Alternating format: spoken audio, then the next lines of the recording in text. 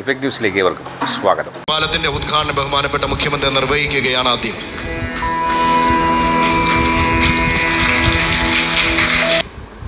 അഭിമാനകരമായ നിലയിലല്ലേ കേരളത്തിൻ്റെ സ്ഥാനം?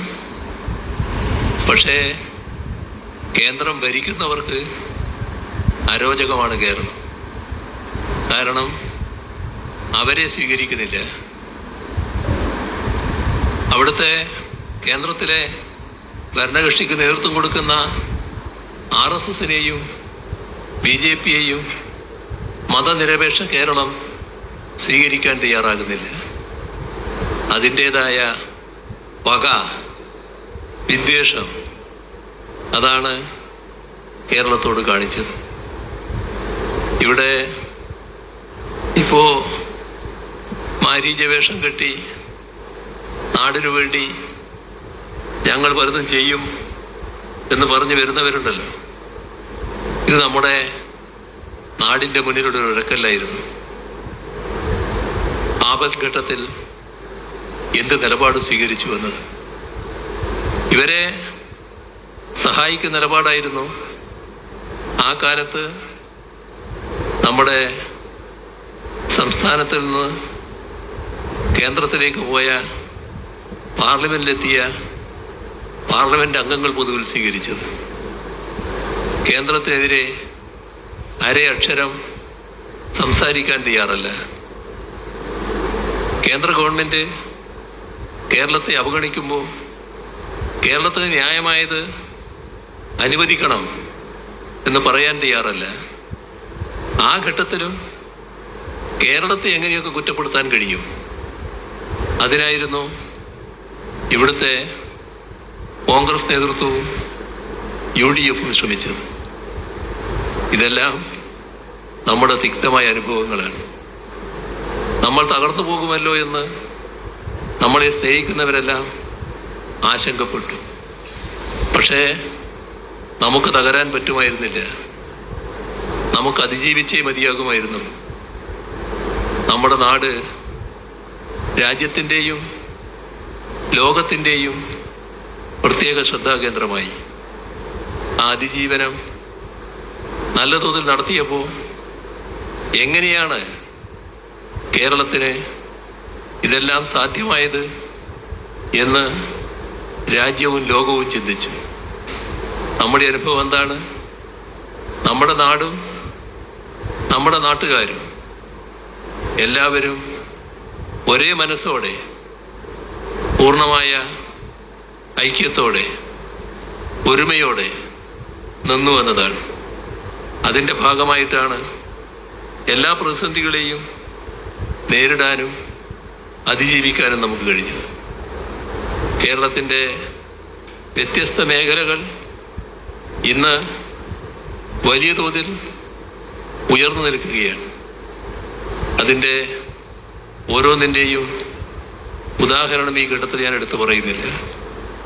നമ്മുടെ ലക്ഷ്യം നാം നേരത്തെ വ്യക്തമാക്കിയിട്ടുണ്ട്. അത് ഒരു നവകേരളം സൃഷ്ടിക്കലാണ്.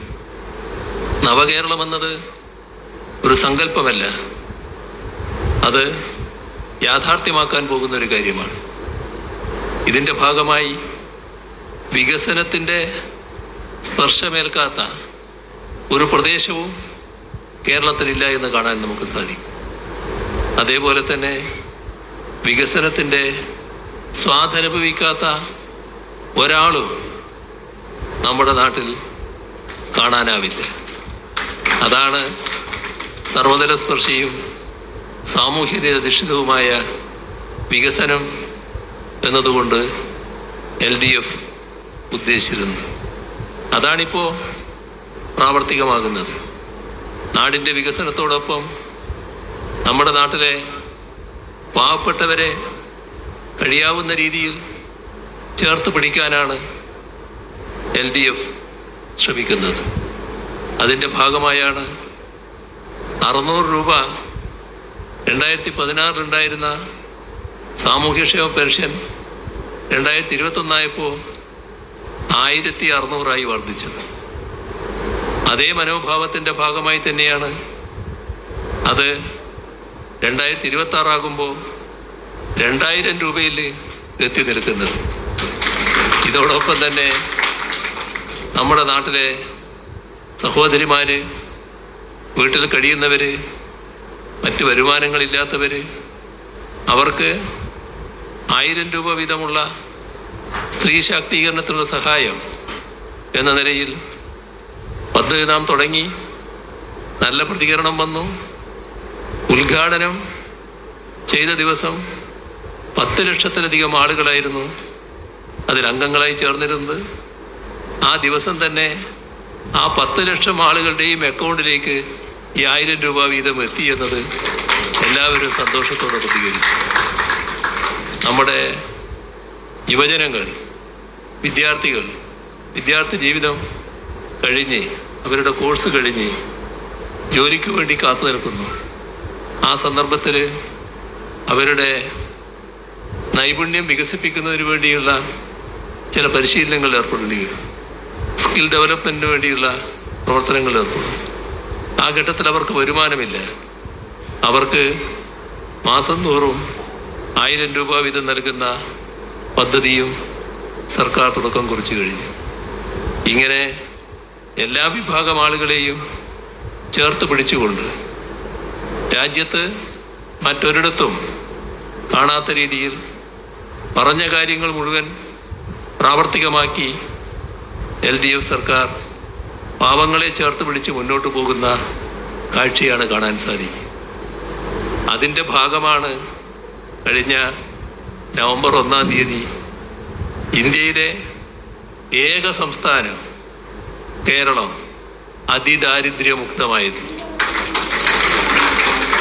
രാജ്യത്ത് ഒരുപാട് സംസ്ഥാനങ്ങളുണ്ടല്ലോ.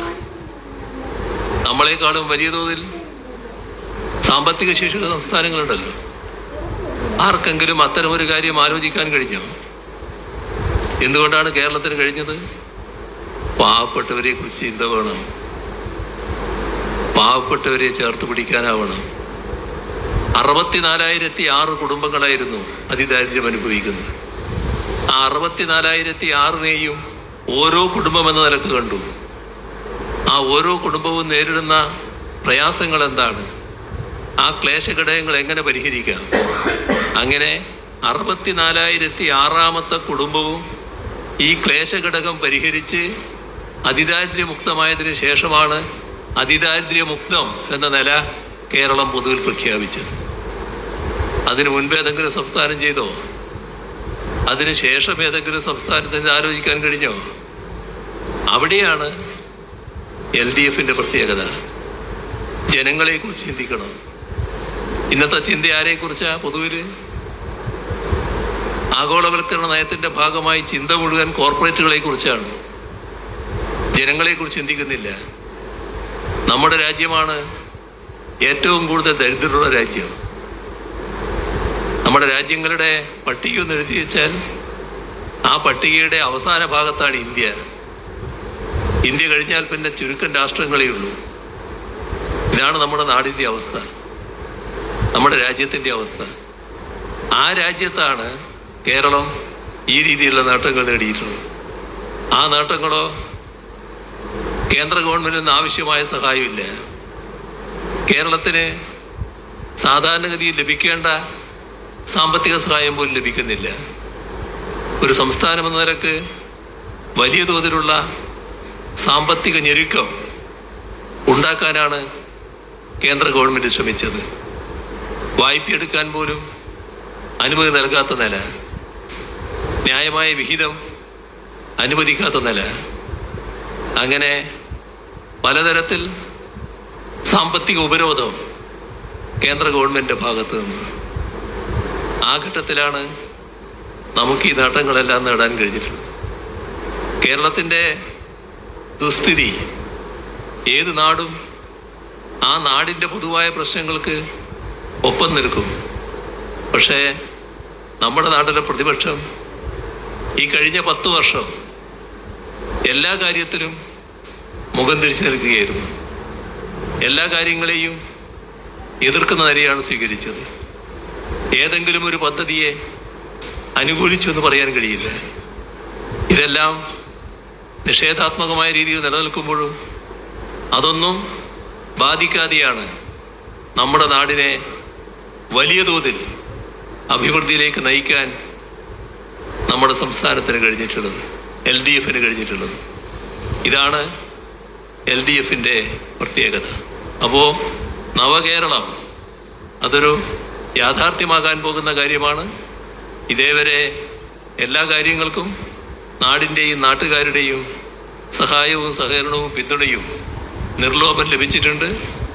നവകേരള നിർമ്മിതിക്കായി ഇനി അങ്ങോട്ടും ആ സഹായവും പിന്തുണയും ഉണ്ടാകണമേ എന്ന് അഭ്യർത്ഥിച്ചുകൊണ്ട് മറ്റു കൂടുതൽ കാര്യങ്ങളിലേക്ക് കടക്കാതെ ഈ പാലത്തിൻ്റെ ഔപചാരികമായ ഉദ്ഘാടനം നിർവഹിച്ചതായി ഒരിക്കൽ കൂടി അറിയിച്ചുകൊണ്ട് അവസാനിപ്പിക്കുന്നു. പുതിയ വാർത്തകളും വിശേഷങ്ങളുമായി വീണ്ടും കണ്ടുമുട്ടാമെന്നതുവരെ എല്ലാവർക്കും നന്ദി, നമസ്കാരം.